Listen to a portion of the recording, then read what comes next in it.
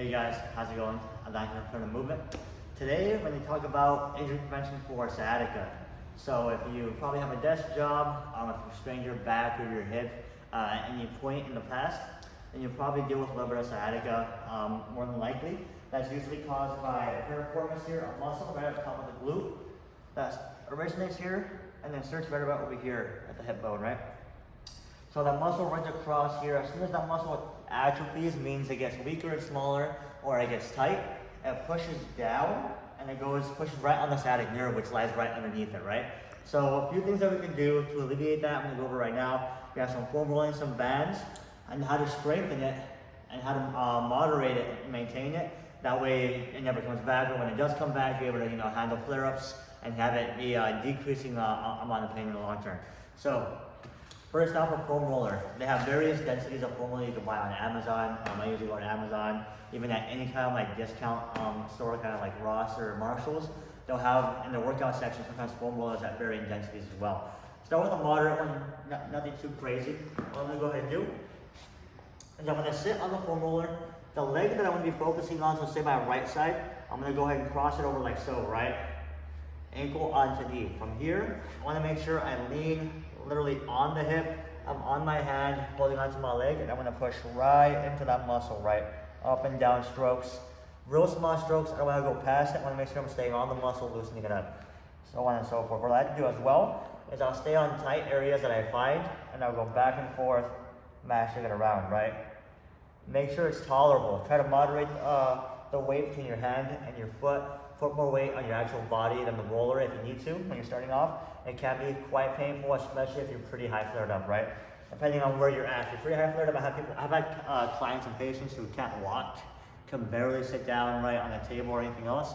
In that case, we'll probably skip this round.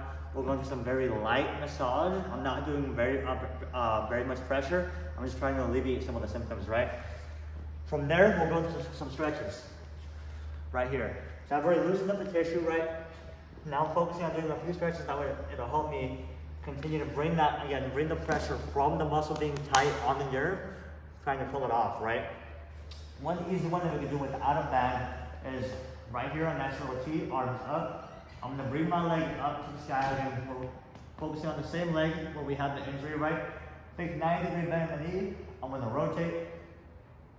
Boom. If I don't feel a stretch by doing so, I'm gonna push it down with my hand. My other arm stays down. That way I can focus on keeping the weight down here. I don't wanna rotate with it, because then I lose the stretch, I lose the tension in the hip. So keep the tension in the hip, push it down. Another way to do this, if you feel like you're a little more advanced and you can give it a little more of a stretch, right here with the band. Put it right around your arch, grab it nice and high. Opposite arm grab, other arm out again, and I'm just gonna pull it across my body. Again, focusing right here on the high hip area. About 20-30 seconds, nothing crazy. If you can't tolerate a lot of a stretch, again, just lightly. You can go anywhere where you feel is best for you, depending on your symptoms, right? Everybody's pain is completely different. It can be tight in various ways, right?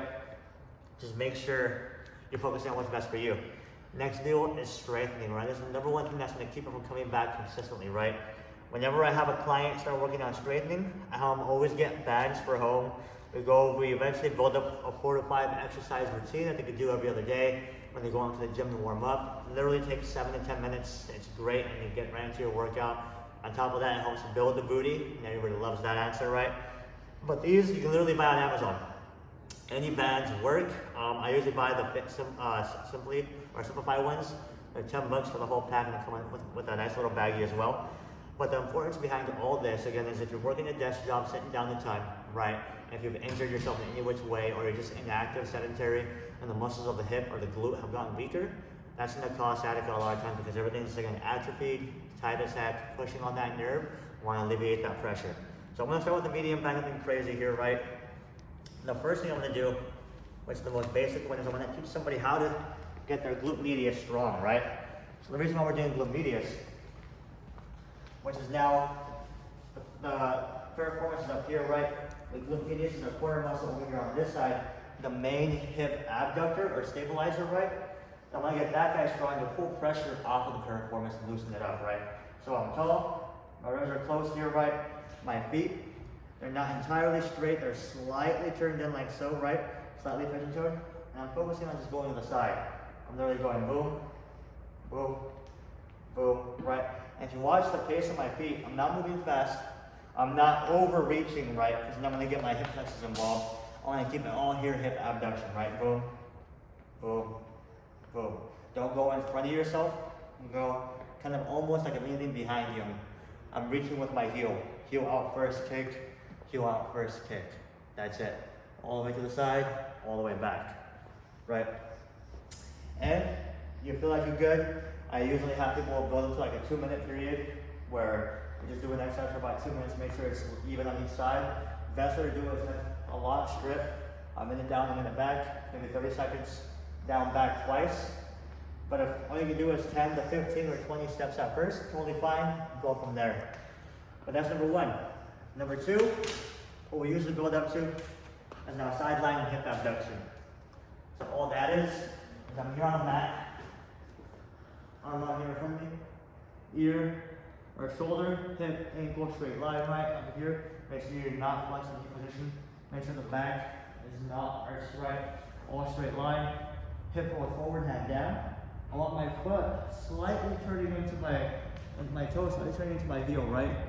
From here, I'm gonna raise my leg, back about 45 degrees, back down. You should feel it fire right on the glute medius almost instantly around the first rep. Keep that going again. I'm not focusing on too fast on the pace, not too slow either. I'm not focusing on sloppy form.